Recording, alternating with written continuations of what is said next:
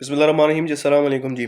Malaysia में इस time के ऊपर जो काम के हालात हैं वो बहुत ज़्यादा अच्छे नहीं हैं, और हम ये बार बार बात कर रहे हैं कि यार मलेशिया में आप अगर काम करना चाह रहे हैं, या मलेशिया में अगर आपको लगता है कि आपका सर्वाइवल ज़्यादा देर के लिए हो, तो आपको कुछ स्किल सीखने आनी पड़ेगी, जिस स्किल के ऊपर मलेशिया में ज़्यादा डिमांड आपकी बनेगी।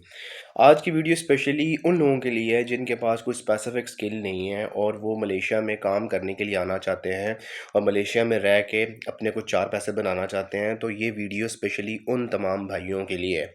देखिए, अगर आप मलेशिया में आते हैं तो आप तो सब लोगों से सुनते हैं, हम भी कहते रहे हैं यार कि आप कोई स्किल आपके पास है तो आप मलेशिया आएँ, अगर आपके पास कोई स्किल नहीं है, आपको कोई काम नहीं आता, तो आप मलेशिया मत आएँ। बल्कि इवन मलेशिया क्या, इस टाइम के ऊपर स्किल वर्कर्स की रिक्वायरमेंट मलेशिया के अलावा बाकी तमाम ममालिक में बहुत ज़्यादा है। क्योंकि कुछ रिक्वायरमेंट जो है वो वहाँ के लोकल लोग पूरा कर लेते हैं, और कुछ रिक्वायरमेंट के लिए उनको फ़ॉरेन लोगों की ज़रूरत पड़ती है, जो लोग बाहर से लेके आते हैं, ताकि वो अपनी इकॉनमी का जो एक लेवल है उसे कंप्लीट कर सकें।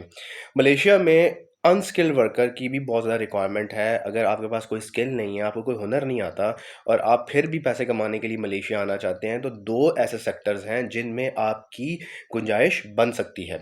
सबसे पहले, आपने बहुत सारे लोगों से सुना होगा जो मलेशिया में रह रहे हैं, वो आपको कभी भी नहीं कहेंगे कि यार आप प्लांटेशन का वीज़ा में जाएँ। आपको हमेशा यही कहेंगे आप कंस्ट्रक्शन के वीज़े में जाएँ, आपको हमेशा ये कहेंगे आप सर्विस सेक्टर के वीज़े में जाएँ, आपको हमेशा ये कहेंगे कि आप इन 2 सेक्टर्स के अलावा तीसरे सेक्टर्स में कोशिश करें ना जाएँ। अगर आप मैन्युफैक्चरिंग में थोड़ा बहुत जाते हैं, लेकिन आपको फिर भी अगर स्किल नहीं है, आप समझते हैं आपके पास कोई हुनर नहीं है, आपको कोई काम नहीं आता उस तरह टेक्निकल, तो आप फिर भी मलेशिया में आके कम से कम 2,000-2,500 रिंगिट महीने के कमा सकते हैं। अब हम आते हैं कि 2 ऐसे कौन से सेक्टर हैं जिनमें आपकी जगह बन सकती है, वो भाई जिनके पास हुनर नहीं है। सबसे पहले हम बात करते हैं प्लांटेशन की वीज़े की। प्लांटेशन बेसिकली मलेशिया में वो सेक्टर है जिसमें सबसे जो कम लोग इंटरेस्ट रखते हैं, उनकी दिलचस्पी कम होती है। ज़्यादातर लोग कहते हैं हम कंस्ट्रक्शन के वीज़े में जाएँ, ज़्यादातर लोग कहते हैं हम मैन्युफैक्चरिंग या सर्विस सेक्टर के वीज़े में जाएँ। प्लांटेशन का वो वीज़ा है जिसमें आपको कोई बहुत ज़्यादा हाई-फ़ाई किस्म की स्किल की ज़रूरत नहीं पड़ती।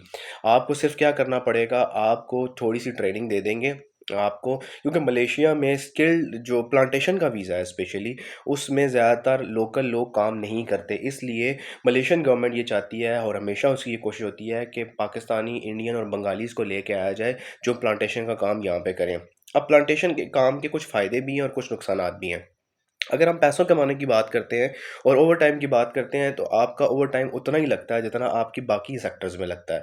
अगर हम बात कर लेते हैं प्लांटेशन के वीज़े में पैसे कमाने की, तो पैसे आप उतनी कमा लेते हैं जितने आप जो है बाकी सेक्टर्स के वीज़े में कमाते हैं। लेकिन आपको कोई बहुत ज़्यादा हाई-फ़ाई किस्म की स्किल की ज़रूरत नहीं पड़ती, छोटी-मोटी ट्रेनिंग होती है जिसमें आपको मशीन चलाना सिखाते हैं। आप मशीन चला के आप आसानी से प्लांटेशन का काम कर सकते हैं, और प्लांटेशन का काम आप आसानी से सीख भी जाते हैं। लेकिन इसके साथ-साथ ऐसे सेक्टर्स भी हैं इसके अलावा भी, जिनमें आप जाके आप पैसे कमा सकते हैं अगर आपके पास हुनर नहीं है।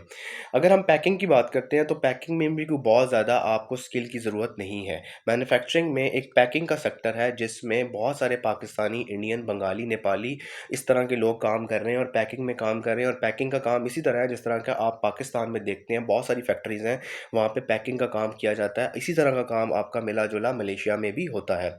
लेकिन मलेशिया में जो पैकिंग का काम है वो थोड़ा-सा ज़्यादा होता है, आपके पैसे ज़्यादा बनते हैं, आपका ओवरटाइम अच्छा लगता है, तो आप महीने के आराम सुकून से 2,000, 2,200, 2,500 रिंगिट कमा लेते हैं।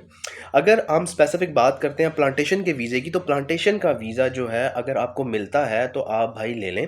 आप ये ना देखें कि यार मुझे कंस्ट्रक्शन में जाना है, या मुझे जो है वो किसी और सेक्टर में जाना है, सर्विस सेक्टर में जाना है, तो बेसिकली प्लांटेशन का वीज़ा भी मिलता है, तो ले लें। काम जो है आप बाहर किसी भी के लिए किसी भी काम के लिए जाएँगे, तो आपको मुश्किलात ज़रूर आएँगी। कोई काम बाहर के मुल्क में पाकिस्तान से जब लोग आते हैं यहाँ पे आसान नहीं है। लेकिन पाकिस्तान के इस टाइम के ऊपर जो इकॉनमी के हालात हैं, अगर उसको देखें, तो आपको अगर कोई भी एजेंट प्लांटेशन का वीज़ा भी ऑफ़र करता है और आपके पास कोई हुनर नहीं है, तो प्लांटेशन के वीज़े में आप आ जाएँ।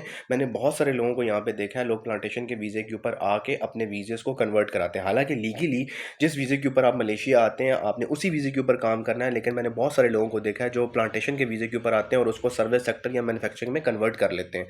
तो अगर आपको भी मलेशिया आके इस तरह की अपॉर्च्युनिटी मिलती है, तो आप कन्वर्ट कर सकते हैं। तो अगर आपके पास हुनर नहीं है और अगर आप चाहते हैं कि यार हम मलेशिया मलेशिया फिर भी आएँ तो भाई अगर आपको काम मिलता है और अच्छा काम मिलता है और इवन प्लांटेशन में भी मिलता है या मैन्युफैक्चरिंग में, पैकिंग में भी मिलता है, तो भाई आके पैसे कमाना शुरू करो। मिलते हैं जनाब, अपना बहुत ख़्याल रखिएगा। अल्लाह हाफ़िज़।